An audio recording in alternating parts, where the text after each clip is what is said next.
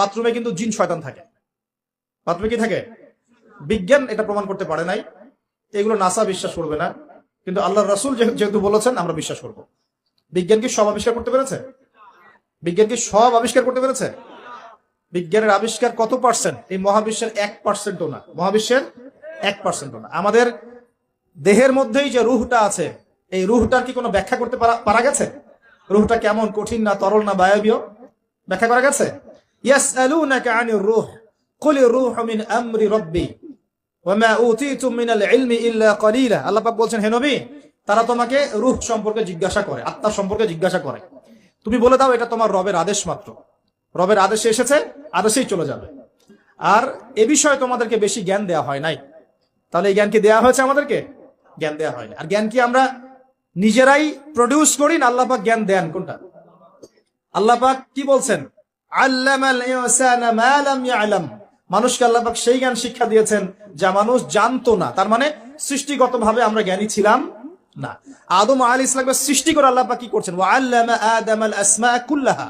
আমি আদমকে সৃষ্টি করে তাকে সমস্ত নাম শিক্ষা দিয়েছি, আল্লাহ পাক বলছেন। আদম আলাইহিস সালাম কি সৃষ্টিগতভাবে জ্ঞানী ছিলেন, নাকি আল্লাহ পাক তাকে জ্ঞানী করেছেন? কোনটা? আল্লাহ পাক জ্ঞানী করেছেন। সো জ্ঞান কার পক্ষ থেকে আসে? আল্লাহর পক্ষ থেকে। এটাই হচ্ছে ওয়াকুলিল হাক্কু মির রাব্বিকুম, হক বা সত্য জ্ঞান তোমার রবের পক্ষ থেকে আসে। ফালা তাকুনান্না মিনাল মুমতারিন, তুমি সন্দেহবাদীদের অন্তর্ভুক্ত হয়ো না, আল্লাহ পাক বলছেন। তো বাথরুমে জিন থাকে এটা বিশ্বাস করলাম তো। প্রিয় ভাইয়েরা, যদি আমরা প্রকৃত অর্থেই মন থেকে নামাজ আদায় করতে পারি, নামাজ যদি কবুল হয়, আল্লাহ রাসূল বলছেন নামাজ মানুষকে পাপাচার থেকে দূরে রাখে। আল্লাহ পাকও বলছেন ইন্না সালাত তানহা আনিল ফাহশাই ওয়াল মুনকার, নিশ্চয়ই নামাজ মানুষকে সমস্ত পাপাচার থেকে দূরে রাখবে ইনশাআল্লাহ। তার মানে যদি বিশুদ্ধ করে নামাজ পড়তে পারি, আমার পক্ষে সহজ হবে পরিবারটা ইসলামিক ভাবে গড়া, আমার পক্ষে সহজ হবে ব্যবসা বাণিজ্য ইসলাম মেনে চলা, চাকরিতে ইসলাম মেনে চলা। সমাজের দায়িত্ব যদি পাই, এখানে কি আমি ন্যায় বিচার করবো না অন্যায় করবো, জুলুম করবো না ইনসাফ প্রতিষ্ঠা করবো, খেয়ানত করবো না আমানতদারিতা বজায় রাখবো? আল্লাহ পাক তৌফিক এনায়েত করুন যেন জীবনের প্রতিটা ক্ষেত্রে আমরা ইসলাম ফলো করতে পারি। আমরা পিছিয়ে পড়েছি সুন্নতের অবহেলার কারণে, জ্ঞানের চর্চা ছেড়ে দেওয়ার কারণে, জানা অনুযায়ী আমল না করার কারণে, এবং ইসলাম জীবনের সমস্ত ক্ষেত্রে বাস্তবায়ন না করার কারণে। আমি কি বোঝাতে পারছি ভাই?